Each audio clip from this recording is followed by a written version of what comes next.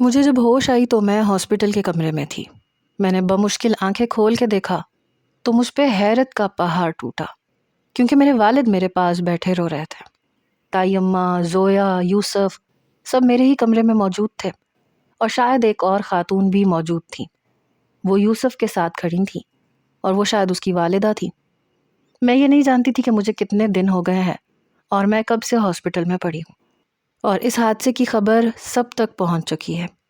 مجھے ہوش میں دیکھ کے میرے والد کہنے لگے، مہروز کو ہوش آ گیا ہے۔ جلدی سے یوسف باہر گیا۔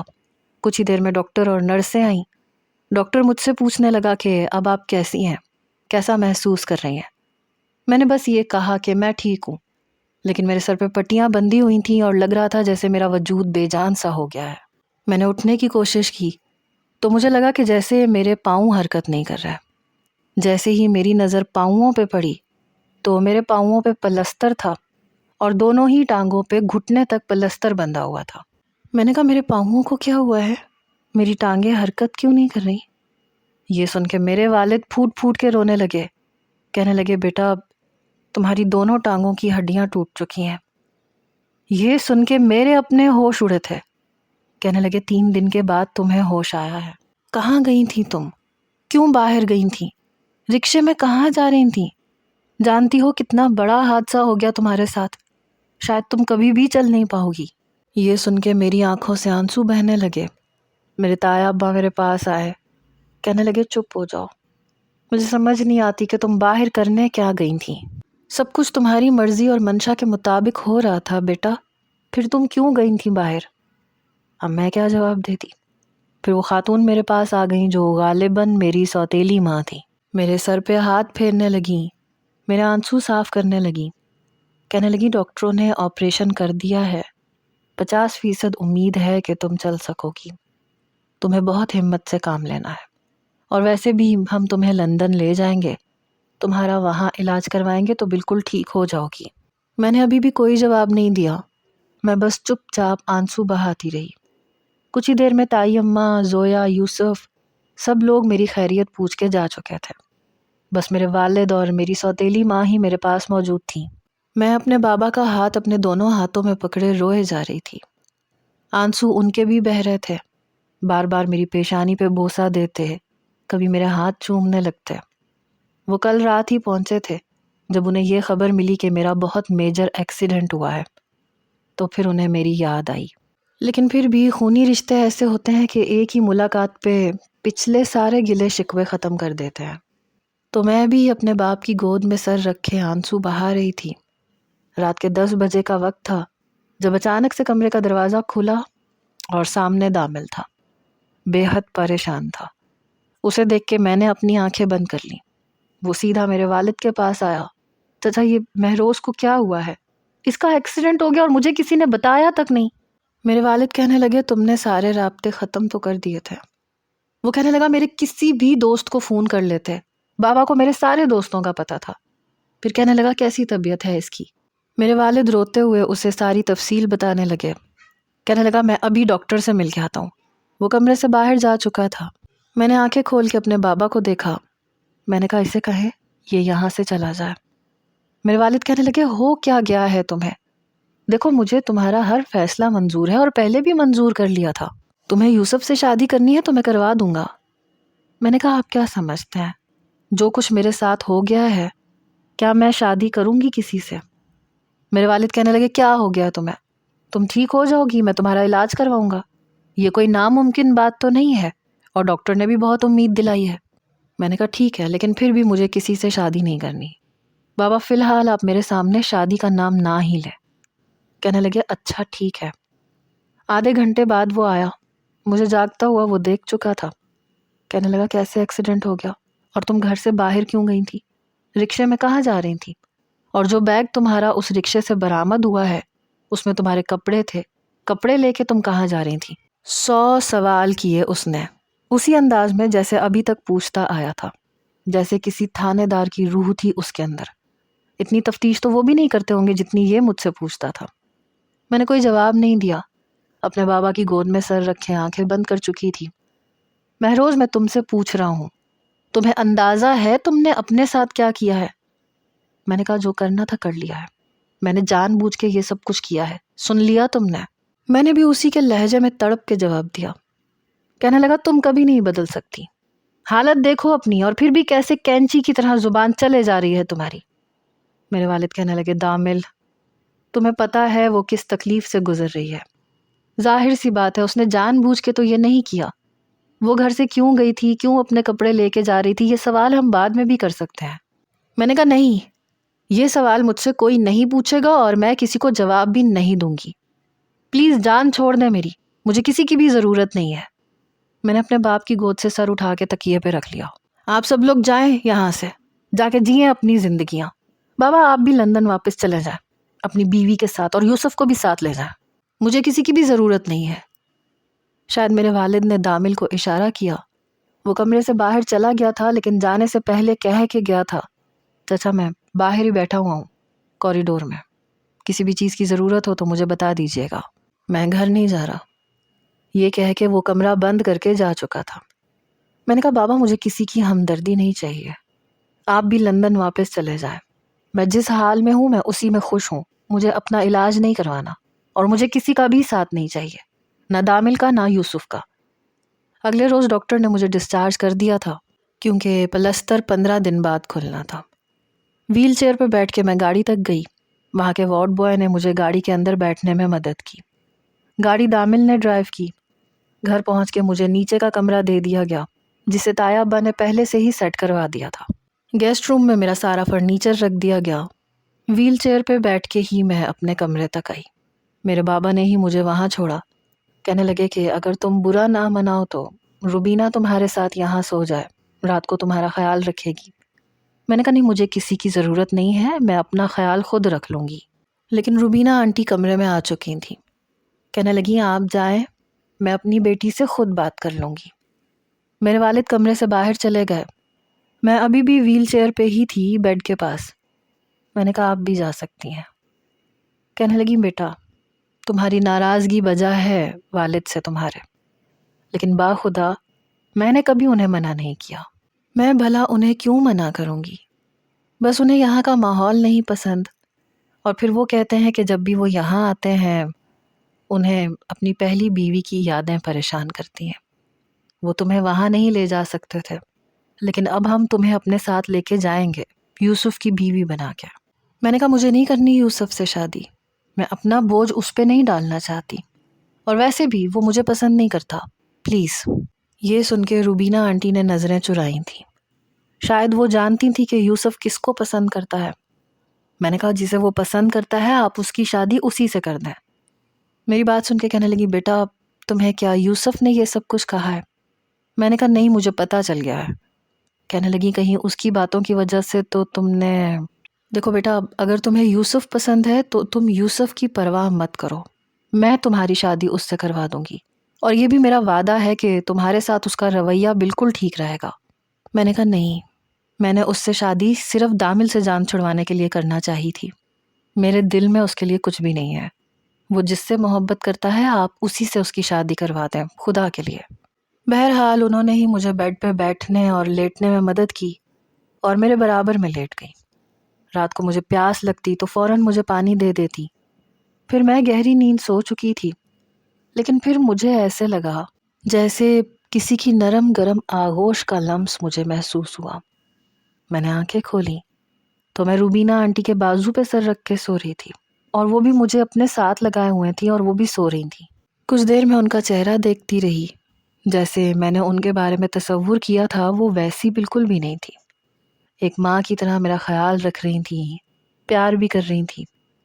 کبھی کبھی انسان خود ہی سے بہت سی باتیں تصور کر لیتا ہے، خود ہی نہ جانے کیا کیا سوچتا ہے۔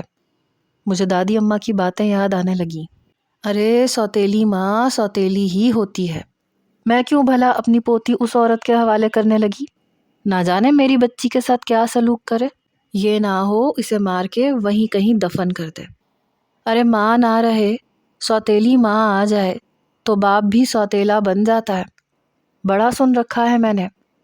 شاید بچپن میں ایسی باتیں سن سن کے میرے ذہن میں سوتیلی ماں کا ایک عجیب سا تصور آ گیا تھا کہ اگر میں لندن چلی گئی تو میری ماں مجھ پہ ظلم ڈھائے گی اور پھر گلا دبا کے مجھے مار ڈالے گی، لیکن یہ ایسی نہیں تھی۔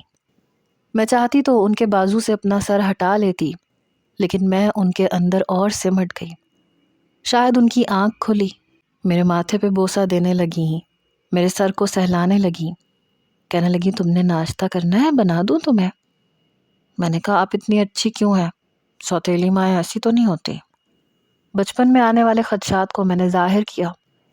وہ مسکرانے لگی، کہنے لگی تمہیں کس نے کہا ہے؟ ہر عورت ایسی نہیں ہوتی جیسا ہم سوچ لیتے ہیں۔ میں نے ہمیشہ مرتضیٰ سے کہا کہ وہ تمہیں لندن میں بلوا لے، لیکن تمہاری دادی تمہیں نہیں بھیجتی تھی، اور پھر تم خود بھی انکار کر دیتی تھی، بلکہ تم تو اپنے باپ سے بھی کئی مہینے بات نہیں کرتی تھی، اور وہ بہت روتے تھے، تمہیں بہت یاد کرتے تھے۔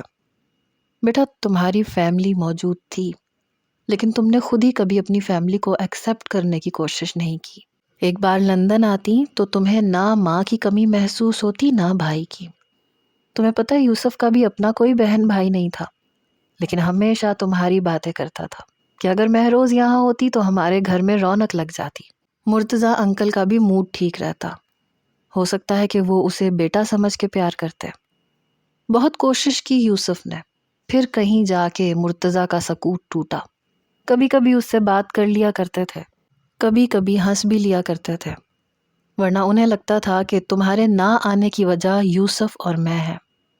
کئی بار مجھ سے کہہ چکے تھے کہ میں شادی کر کے بہت پچھتا رہا ہوں، میری بیٹی مجھ سے بہت دور ہو گئی ہے، مجھ سے بات نہیں کرتی۔ یہ کہتے ہوئے ان کی آنکھوں میں نمی اتری، اور مجھے لگ رہا تھا جیسے قصور کہیں نہ کہیں میرا ہے۔ میں بھی کیا کرتی؟ بچپن میں دادی نے باتیں ہی اتنی سنائی تھی کہ کبھی مت جانا، وہ تمہیں جان سے مار ڈالے گی، تمہارا باپ تمہاری پرواہ نہیں کرے گا، اور وہ سوتیلا بھائی ہے، وہ پتہ نہیں تمہارے ساتھ کیا سلوک کرے گا۔ شاید دادی کو ہر رشتے سے خوف آتا تھا، اور وہ انہی خدشات کو بیان کرتی تھی، اور وہی خوف میرے اندر بھی بیٹھ گیا تھا۔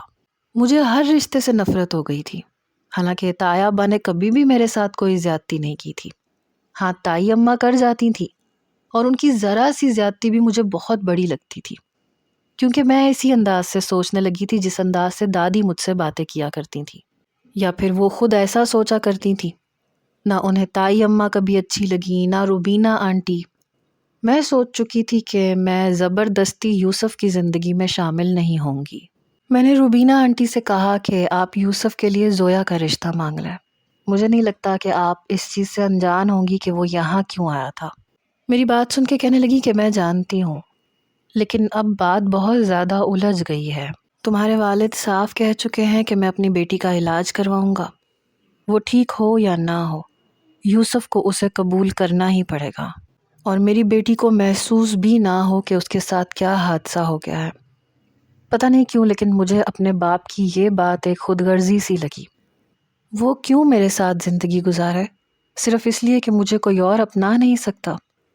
روبینہ آنٹی کہنے لگیں بیٹا میں اسے سمجھاؤں گی، اور میرے خیال سے وہ مان بھی جائے گا، تمہارا بہت خیال رکھے گا۔ میں نے کہا لیکن اب میرے دل میں اس کے لیے کچھ بھی نہیں ہے، وہ کسی اور سے محبت کرتا ہے، اور پہلے بھی کچھ نہیں تھا۔ میں نے تو یہ سوچ رکھا تھا کہ لندن جا کے میں اس سے طلاق لے لوں گی، اور جب مجھے پتہ چلا کہ وہ زویا سے محبت کرتا ہے تو پھر میں اس سے شادی کیسے کر لیتی؟ میں اسی لیے اپنی دوست کے گھر جا رہی تھی، لیکن مجھے نہیں پتا تھا کہ رکشے کا ایکسیڈنٹ ہو جائے گا اور میرے ساتھ یہ سب کچھ ہو جائے گا۔ مجھے زبردستی کسی کی زندگی میں شامل نہیں ہونا۔ ابھی میں بات کر ہی رہی تھی جب دروازے پہ دستک ہوئی۔ زویا میرے لیے ناشتہ لے کے آئی، مجھے دیکھ کے کہنے لگی تم اٹھ کے بیٹھو، میں تمہیں ویل چیئر پہ بٹھا دیتی ہوں، برش کر لو، پھر یہ ناشتہ کر لینا، پھر تمہیں میڈیسن بھی دینی ہے۔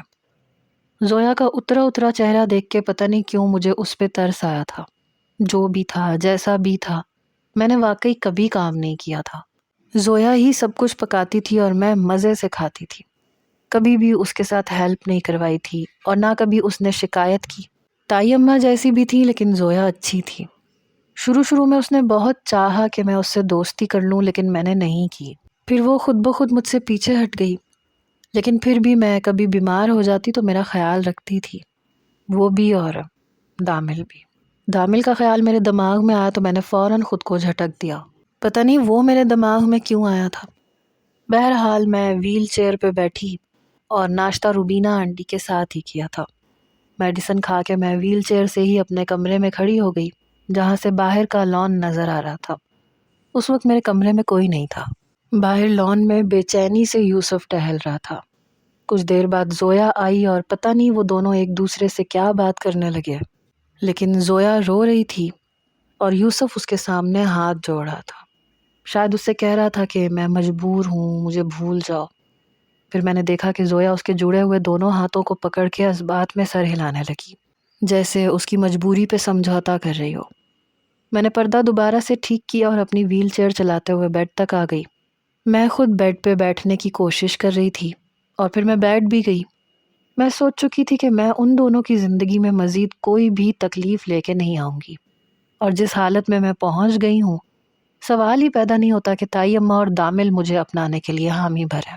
اسی شام کو میرے والد میرے کمرے میں آئے، کہنے لگے بیٹا کیسی طبیعت ہے اب تمہاری؟ میں نے کہا میں بالکل ٹھیک ہوں۔ کہنے لگے دیکھو بیٹا ہم زیادہ دن یہاں نہیں رکیں گے، بس 2 دن کے بعد جمعہ ہے اور جمعے کے دن ہی تمہارا نکاح میں یوسف سے پڑھوا دوں گا اور پھر ہم اتوار تک واپس چلے جائیں گے۔ میں نے کہا بابا میں آپ سے پہلے بھی کہہ چکی ہوں مجھے نہیں کرنی یوسف سے شادی۔ وہ کہنے لگے کیوں نہیں کرنی؟ پہلے بھی تو تمہاری شادی اسی سے ہو رہی تھی نا، اور تم یہ نہ سمجھو کہ وہ تمہارے ساتھ کوئی زیادتی کرے گا یا تانے دے گا، وہ کچھ بھی نہیں کہے گا۔ میں نے کہا آپ کو پتہ ہے میں یہاں سے کیوں بھاگی تھی؟ کیونکہ مجھے یوسف سے شادی نہیں کرنی تھی۔ بابا وہ زویا کو پسند کرتا ہے، پلیز اگر مجھے پہلے پتہ ہوتا تو میں کبھی بھی یہ سب کچھ نہ کرتی۔ میرے والد یہ سن کے چپ سے ہو گئے۔ میں نے کہا مجھے یوسف سے شادی نہیں کرنی پلیز بابا۔ وہ کہنے لگے بس یہی چپ ہو جاؤ، تمہاری شادی یوسف سے ہی ہوگی اور وہ انکار بھی نہیں کرے گا۔ میرے والد کا لہجہ خاصا سخت تھا۔ بیٹا اب وہ تمہیں سہارا ضرور دے گا۔ میں نے کہا کیوں اس کے ساتھ زیادتی کر رہے ہیں؟ اس لیے کہ اس کی ماں آپ کی بیوی ہے؟ میرے والد کہنے لگے تمہیں جو سمجھنا ہے سمجھو، اس وقت مجھے اپنی بیٹی کے لیے ایک مضبوط سہارے کی ضرورت ہے۔ ڈاکٹرز 50% چانس کا بول رہا ہے، ہو سکتا ہے کہ تم چلنے لگو اور ہو سکتا ہے کہ تم چل نہ پاؤ۔ تمہیں پتہ ہے کہ میں کس پریشانی میں مبتلا ہوں؟ تمہارے جذباتی فیصلے تمہارے ساتھ ساتھ میری زندگی بھی برباد کر دیں گے۔ میں تمہیں اس حال میں نہیں دیکھ سکتا، اور یوسف ہر صورت میں تم سے شادی کرے گا۔ یہ بات میں روبینہ اور یوسف دونوں سے کہہ چکا ہوں، سمجھنے کی کوشش کرو۔ میں نے کہا بابا آپ کو یوسف ہی ملا ہے نا اپنی اپاہج بیٹی کے لیے، کہے نا اپنے بھتیجے سے وہ کرے مجھ سے شادی، کل تک تو بڑے دعوے کر رہا تھا۔ میرے والد کہنے لگے وہ کل کی بات تھی، آج کی بات کچھ اور ہے۔ تمہارا پرسوں یوسف کے ساتھ نکاح ہے اور تم کچھ نہیں کہو گی، اپنے بوڑھے باپ پہ ترس کھا لو۔ یہ کہتے ہوئے انہوں نے اپنے ہاتھ جوڑ دیے۔ پتہ نہیں یہ لوگ صرف بیوی بہن بیٹی کو ہی کیوں اپنی عزت کا پاس رکھنے کے لیے کہتے ہیں۔ میں کیوں اس بے ضرر سے شخص کی زندگی برباد کرتی؟ دامل بڑے دعوے کرتا تھا محبت کے، آج میں اس کے دعوے بھی سارے کے سارے دھرے کر کے دکھا دوں گی۔ رات کے وقت ڈنر میں ہی میں اپنی ویل چیئر پہ باہر آ چکی تھی۔ بڑی خاموشی سے سب لوگ کھانا کھا رہے تھے۔ مجھے دیکھ کے تایا ابا کہنے لگے آؤ بیٹا، پھر زویا سے کہنے لگے جاؤ مہروز کی ویل چیئر تم چلا لو۔ میں نے کہا نہیں میں خود چلا سکتی ہوں، جب ساری زندگی مجھے ہی چلانی ہے تو ابھی سے کیوں سہارے ڈھونڈوں۔ پھر میں ڈائننگ ٹیبل کے پاس آ گئی، لیکن پھر زویا نے میرے سامنے پلیٹ رکھی، کہنے لگی کیا کھاؤ گی؟ میں نے کہا کچھ بھی ڈال دو۔ اس نے میری پلیٹ میں سالن ڈال کے دیا، مجھے روٹی دی، پھر بیٹھ گئی۔ روبینہ آنٹی کہنے لگی بیٹا یہ تم نے اچھا کیا کہ تم باہر آ گئی۔ میں نے چپ چاپ کھانا کھایا۔ دامل ابھی بھی میری طرف دیکھ رہا تھا، لیکن نظروں کے تصادم پہ نظریں چرانے لگا۔ سب کھانا کھا رہے تھے۔ سب لوگ جب کھانا کھا چکے تو میں نے کہا کہ مجھے آپ سب لوگوں سے بات کرنی ہے۔ میرے والد شاید جانتے تھے کہ میں کیا کہنا چاہ رہی ہوں۔ کہنے لگے مہروز بیٹا اپنے کمرے میں جاؤ، روبینہ اسے کمرے میں لے کے جاؤ۔ میں نے کہا نہیں آنٹی، آپ مجھے کہیں نہیں لے کے جائیں گی۔ سب لوگ مجھے اور بابا کو حیرت سے دیکھ رہے تھے۔ بابا خود اپنی کرسی سے اٹھے، میری ویل چیئر پکڑ کے مجھے اندر لے جانے لگے۔ میں نے کہا پلیز بابا چھوڑے مجھے بات کرنی ہے، مجھے دامل سے بات کرنی ہے۔ وہ یہ سن کے کہنے لگا کیا بات کرنی ہے تم نے؟ میرے والد کہنے لگے کچھ نہیں کہنا اس نے۔ وہ مجھے زبردستی کمرے میں لے گئے، مجھے اندر لے جا کے دروازہ بند کرنے لگے، لیکن دامل اندر آ چکا تھا۔ کہنے لگا چچا آپ کیوں روک رہے ہیں اسے؟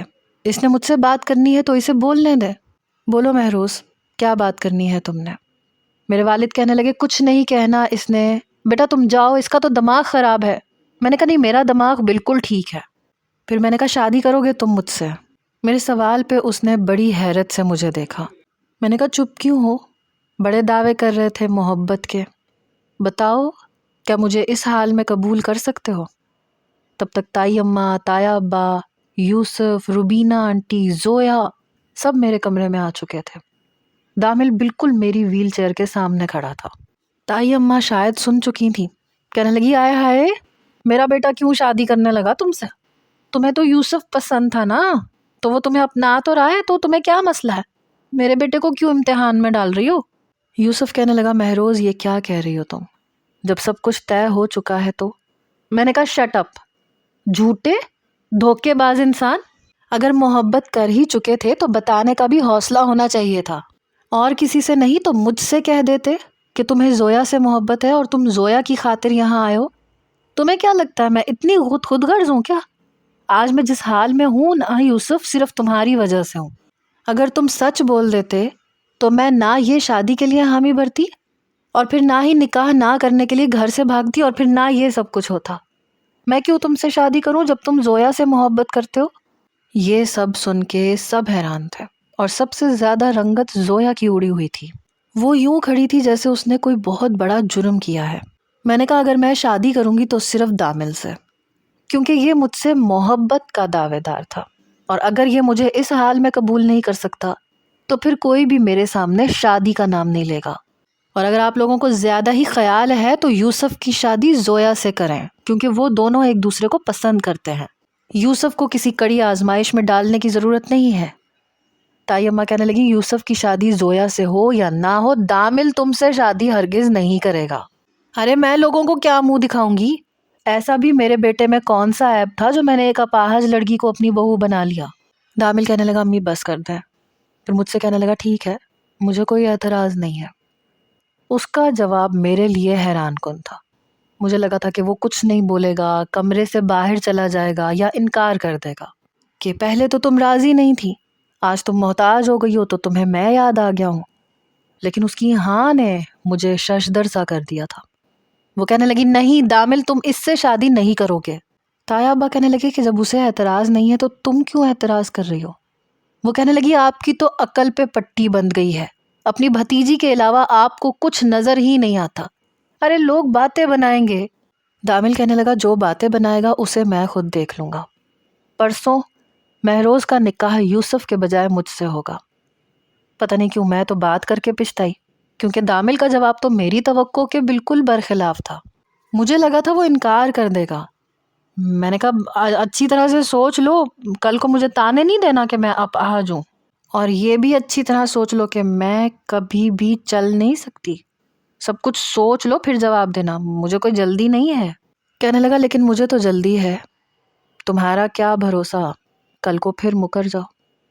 میری تائی اماں کہنے لگی وہ ٹھیک کہہ رہی ہے، اچھی طرح سے سوچ لو دامل۔ وہ کہنے لگا امی پلیز، یہ میری زندگی ہے، میں گزار لوں گا۔ بہرحال آہستہ آہستہ کر کے سب لوگ میرے کمرے سے جا چکے تھے، اور مجھے سمجھ میں نہیں آ رہا تھا کہ میں یہ کیا کہہ گئی ہوں۔ پہلے اپنی جان چھڑوانے کے لیے دامل سے یوسف کا نام لے لیا تھا، اور اب یوسف کا راستہ صاف کرنے کے لیے دامل کا نام لے لیا۔ پتہ نہیں یہ سب ہو کیا رہا تھا۔ جمعے کے دن عروسی لباس زویا نے ہی مجھے پہنایا، تیار بھی اسی نے کیا۔ میں نے کہا تمہارا بھائی بہت بڑی غلطی کر رہا ہے، سمجھاؤ اسے۔ کہنے لگی ہماری تو اس نے آج تک نہیں سنی، آج نکاح کے بعد تم سمجھا دینا اسے۔ میں نے کہا سمجھانے کا وقت ابھی ہے، دیکھو ڈاکٹر مجھے جواب دے چکا ہے، میں کبھی نہیں چل پاؤں گی۔ کہنے لگی یہ بات تو دامل بھائی بھی جانتے ہیں، جب انہیں اعتراض نہیں ہے تو تمہیں کیوں ہے؟ ساتھ ساتھ وہ مجھے جیولری پہنا رہی تھی، ساتھ ساتھ مسکرا بھی رہی تھی۔ میں نے کہا تمہارا بھائی پاگل پن کر رہا ہے، ٹھیک نہیں کر رہا، اس سے کوئی بھی اچھی لڑکی مل سکتی ہے۔ کہنے لگی یہ سوال تم دامل بھائی سے کر لینا، پوری رات باقی ہے تم لوگوں کے پاس، سحری تک۔ رات کو تراویح کے بعد میرا نکاح دامل سے ہو گیا۔ پتہ نہیں کیوں لیکن میں بے حد گھبرا رہی تھی، حالانکہ زویا نے مجھے کہا کہ کھانا کھا لو، لیکن مجھ سے کھانا بھی نہیں کھایا جا رہا تھا۔ چند نوالے لے کے میں نے کہا کہ بس اور نہیں کھانا، لیکن تائی اماں کا موڈ بہت خراب تھا۔ زویا کے چہرے پہ خوبصورت رنگ دیکھ کے میں کچھ مطمئن تھی کہ کم از کم میں نے کسی کے ساتھ زیادتی نہیں کی، دو محبت کرنے والوں کو جدا نہیں کیا۔ کافی دیر گزر گئی، وہ کمرے میں نہیں آیا۔ میں نے بیڈ کے کراؤن سے ٹیک لگا لی۔ کچھ ہی دیر کے بعد دامل کمرے میں آیا۔ بس ایک نظر میں نے اسے دیکھا اور پھر نظریں چرا لی۔ وہ میرے پاس آ کے بیٹھ گیا، کہنے لگا کیسا لگ رہا ہے، اپنے منہ سے مجھے شادی کا کہہ کے۔ پتہ نہیں کیسے وہ میرے دل کی بات جان گیا تھا۔ میں نے کہا مجھے لگا تھا تم انکار کر دو گے، اور میرے خیال سے عقل مندی کا تقاضا بھی یہی تھا۔ کہنے لگا باقی باتیں اپنے کمرے میں کر لیں گے۔ یہ کہہ کے وہ بیڈ سے کھڑا ہوا اور میرے قریب آیا۔ میں نے کہا اپنے کمرے میں مطلب تم جانتے ہو میں اوپر نہیں جا سکتی۔ کہنے لگا لیکن میں تو لے کے جا سکتا ہوں نا۔ میں نے کہا وہ کیسے؟ میرے دماغ میں یہ تھا کہ وہ ویل چیئر کے ساتھ مجھے اوپر کیسے لے کے جائے گا، لیکن اگلے ہی لمحے وہ مجھے اپنی گود میں بھر چکا تھا۔ کہنے لگا ایسے۔ میں نے جلدی سے اس کے کندھوں کو پکڑا۔ میں نے کہا میں گر جاؤں گی، کیا کر رہے ہو یہ تم؟ کہنے لگا میں تمہیں گرنے نہیں دوں گا، اور ویسے بھی اب یہ میری ذمہ داری ہے۔ کمرے کا دروازہ اس نے مکمل طور پہ بند نہیں کیا تھا، اس لیے اپنے پاؤں سے ہی اسے کھول دیا۔ باقی سب لوگ شاید اپنے اپنے کمروں میں جا چکے تھے۔ جب وہ مجھے اوپر کا زینہ چڑھ کے اپنے کمرے میں لے کے گیا تو کمرہ دیکھ کے میں حیران ہوئی، کیونکہ وہ کمرہ پھولوں سے سجا ہوا تھا۔ اس نے مجھے اپنے بیڈ پہ بٹھایا۔ ابھی تک میرے پاؤں میں پلستر بندھے ہوئے تھے۔ وہ میرے سامنے آ کے بیٹھ گیا۔ میں نے کہا دیکھو میں نے یہ سب کچھ صرف زویا کی خاطر کیا ہے، تاکہ اسے اس کی محبت مل جائے۔ تمہیں انکار کر دینا چاہیے تھا۔ شٹ اپ مہروز، اس وقت میں اس قسم کی باتیں نہ کرنا چاہتا ہوں اور نہ سننا چاہتا ہوں۔ میں نے کہا میں تمہیں کچھ بھی نہیں دے سکتی، سمجھے نا؟ کہنے لگا اس بار تم نے خود کہا ہے مجھ سے، تم نے خود مجھ سے پوچھا ہے، میں نے تمہارے ساتھ کوئی زبردستی نہیں کی۔ اور پھر اس نے میرے دونوں ہاتھ پکڑ لیے۔ اچھا بتاؤ کیا تحفہ چاہیے تمہیں؟ اتنی جلدی جلدی میں رونمائی کا تحفہ میں نے بالکل نہیں خریدا۔ میں نے کہا جو مانگوں گی دے دو گے؟ کہنے لگا ہاں، بولو کیا چاہیے؟ ویسے بھی چند دن کے بعد عید ہے۔ میں نے کہا تو پھر طلاق دے دو۔ میری بات سن کے اس کے چہرے پہ پھیلی مسکراہٹ غائب ہوئی۔ میں نے کہا میں جانتی ہوں تم اتنی بڑی آزمائش والی زندگی نہیں گزار سکتے، تم بہت جلدی اکتا جاؤ گے مجھ سے۔ میری بات کو نظر انداز کر کے کہنے لگا عید سے پہلے بیویاں اپنے شوہر سے چوڑیاں مانگتی ہیں، مہندی کی فرمائش کرتے ہیں، طلاقیں نہیں مانگتی۔ میں نے کہا میں تمہارے مزاج سے اچھی طرح واقف ہوں، تمہیں بہت جلدی غصہ آتا ہے، تم چڑ جاؤ گے مجھ سے، تم کیوں نہیں سمجھتے؟ لیکن وہ شاید کچھ اور سننا ہی نہیں چاہتا تھا۔ میرا زیور اتارنے لگا، میرا دوپٹہ بھی اتار کے اس نے ایک طرف رکھ دیا۔ پھر کہنے لگا تمہیں چینج کروا دوں؟ میں نے کہا ہرگز نہیں۔ وہ میرے پاس سے اٹھ کے الماری کے پاس گیا اور میرے کپڑے نکالنے لگا۔ میں نے کہا دامل دیکھو میرے قریب نہ آنا، مجھے ہاتھ لگانے کی کوشش نہ کرنا، میں خود سے کر لوں گی چینج۔ کہنے لگا اب یہ میری ذمہ داری ہے، پلیز۔ میں رو دینے کو تھی۔ اچھا ٹھیک ہے، تمہیں شرم آ رہی ہے تو لائٹ بند کر دیتا ہوں۔ نہیں دامل میں کہہ رہی ہوں نا۔ وہ میرے پاس بیٹھ گیا۔ تمہیں کیا لگتا ہے تم بولو گی تو مجھ پہ اثر ہو جائے گا؟ پاگل لڑکی، تمہیں اندازہ ہے کتنا چاہتا ہوں میں تمہیں؟ بچپن سے لے کے ابھی تک صرف ایک لڑکی سے محبت کی ہے میں نے۔ ہاں یہ الگ بات ہے کہ میری کیئر کرنے کا اور محبت کرنے کا انداز تھوڑا الگ ہے۔ میں نے ہمیشہ تم پہ حق جمایا ہے، اس لیے کیونکہ تمہیں اپنا سمجھا ہے۔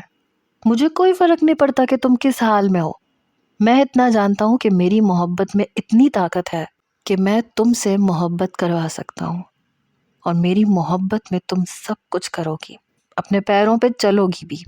میں نے کہا میں نہیں چل سکتی، سمجھے نا، اور جاؤ یہاں سے، میں خود ہی چینج کر لوں گی۔ اب تو میں حق رکھتا ہوں تم پہ، اور تم جانتی ہو مجھے اپنا حق استعمال کرنا آتا ہے۔ ہاں لائٹ بند کر دیتا ہوں۔ اس نے لیمپ بند کر دیا۔ جیسے ہی وہ مجھے چھونے لگتا میں ہاتھ جھٹک دیتی۔ Please don't touch me. میں روحان سی ہوئی۔ تم جانتی ہو میں باز نہیں آؤں گا، اور باز وہ آیا بھی نہیں تھا۔ اس نے مجھ سے رشتہ نہیں قائم کیا تھا، لیکن باقی کے سارے حق استعمال کیے تھے۔ 15 دن کے بعد میرا پلستر اتر چکا تھا۔ میرے پاؤں کو موومنٹ دیتے ہوئے ڈاکٹر کہنے لگا اگر آپ کوشش کریں گی تو بہت جلدی چلنے لگیں گی۔ اس سے پہلے کہ میں کوئی جواب دیتی دامل کہنے لگا میں پوری کوشش کروں گا کہ مہروز مکمل طور پہ چل سکے۔ عید کے بعد زویا اور یوسف کی بھی شادی ہو گئی۔ میرے بابا واپس لندن چلے گئے یوسف اور زویا کے ساتھ۔ تائی اماں کا موڈ ابھی بھی کچھ خاص ٹھیک نہیں تھا، البتہ دامل کا رویہ میرے ساتھ بہت اچھا تھا۔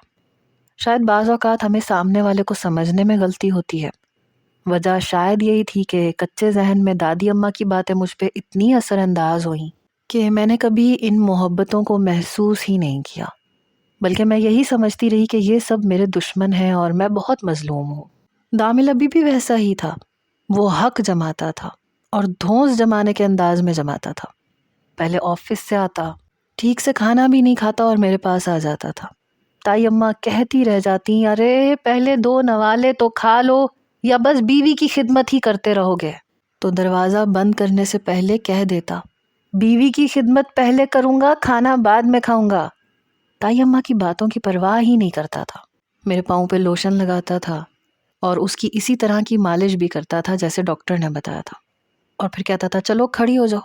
مجھے لگتا تھا میں گر جاؤں گی، دامل مجھے کھڑے نہیں ہونا، میں گر جاؤں گی، تو میری کمر اپنے دونوں ہاتھوں سے پکڑ لیتا، کہتا میرے کندھے پہ ہاتھ رکھو، میں تمہیں گرنے نہیں دوں گا، اور اگر گرو گی بھی تو مجھ پہ گرو گی، کوئی بات نہیں۔ مجھے زمین پہ پاؤں رکھتے ہوئے خوف آتا تھا، مجھے لگتا تھا کہ میں چل نہیں پاؤں گی، لیکن جب تک میرا خوف ختم نہیں ہو گیا، میں چلنے نہیں لگ گئی، دامل نے میری جان نہیں چھوڑی۔ کبھی کبھی میں تھک کے رونے لگتی تھی، تنگ آ جاتی تھی، میں کہتی تھی کہ مجھے نہیں چلنا، چھوڑ دو تم مجھے، میں ویل چیئر پہ ہی ٹھیک ہوں، لیکن وہ باز ہی نہیں آتا تھا، کہتا تھا منہ توڑ دوں گا تمہارا، سمجھی نا، نوکر نہیں ہوں میں تمہارا کہ آفس سے آ کے تمہاری خدمت کرتا رہوں، جلدی ٹھیک ہو اور پھر مجھے تم سے اپنی خدمت بھی تو کروانی ہے۔ میں نے کہا ہاں تو مت کرو میری خدمت، نہ کرتے مجھ سے شادی۔ کہنے لگا شٹ اپ، جلدی اٹھو مہروز، نخرے مت دکھاؤ مجھے۔ میں کبھی کبھی ضد کر کے بیڈ پہ ہی بیٹھی رہتی تھی۔ کہنے لگا تو نہیں اٹھو گی تم؟ میں نے کہا نہیں اٹھوں گی، مجھے نہیں ہلنا، مجھے بہت زیادہ تکلیف ہوتی ہے۔ میری بات سن کے کہنے لگا تمہیں یوں بیڈ پہ بیٹھا دیکھ دیکھ کے مجھے تکلیف ہوتی ہے، جب میں ڈھیٹ بن کے بیٹھی رہتی تو میرے پاؤں کے پاس بیٹھ جاتا، اپنی انگلی سے میرے پاؤں پہ گدگدی کرنے لگتا، بڑی مشکل سے میں اپنے پاؤں پیچھے کرتی۔ تم بہت بدتمیز ہو، میری مجبوری کا فائدہ اٹھا رہے ہو۔ کہتا ہاں پورا فائدہ اٹھاؤں گا، چلو جلدی کرو ورنہ تمہیں پتہ ہے نا میں کیا کروں گا۔ عجیب پاگل قسم کا شخص تھا، میرے پاؤں کو چومنے لگتا تھا اور میری جان نکلتی تھی۔ تنگ آ کے میں خود ہی اسے کہتی تھی کہ چلو ٹھیک ہے، میں جلدی سے چلنے لگوں پھر دیکھنا تمہارا کیا حال کرتی ہوں، اور وہ ہنسنے لگتا تھا۔ یہ شاید اسی کی کوشش تھی اور محبت تھی کہ میں 2 مہینے میں اچھا خاصا ٹھیک سے چلنے لگی تھی، اس کی پسند کے کھانے بھی بنانے لگی تھی، اور اب تائی اماں کو بھی مجھ سے کم ہی کوئی شکایت ہوتی تھی۔ کبھی کچھ کہتی بھی تھی تو تایا ابا کہنے نہیں دیتے تھے۔ میری شادی کو 1 سال گزر گیا ہے، اب سوچتی ہوں تو اپنی باتیں سوچ سوچ کے ہنسی آتی ہے۔ کتنی بے وقوف تھی میں، ہر رشتے کو بس نفرتوں سے ہی دیکھتی تھی، اس میں چھپے پیار کو کبھی دیکھنے کی کوشش ہی نہیں کی۔ زویا اور یوسف بھی بہت خوش تھے، زویا مجھے ہر ہفتے فون کرتی تھی، بلکہ اکثر میں اسی سے ترکیب پوچھ کے کھانا بناتی تھی۔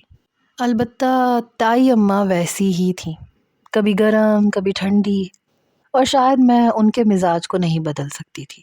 اس لیے سوچا کہ جب سب لوگ میرے ساتھ ٹھیک ہیں تو پھر ایک ساس کا کیا ہے، وہ ساس ہی کیا جو بہو کو باتیں نہ سنائے، اس لیے ایک کان سے سن کے دوسرے کان سے نکال دینی چاہیے۔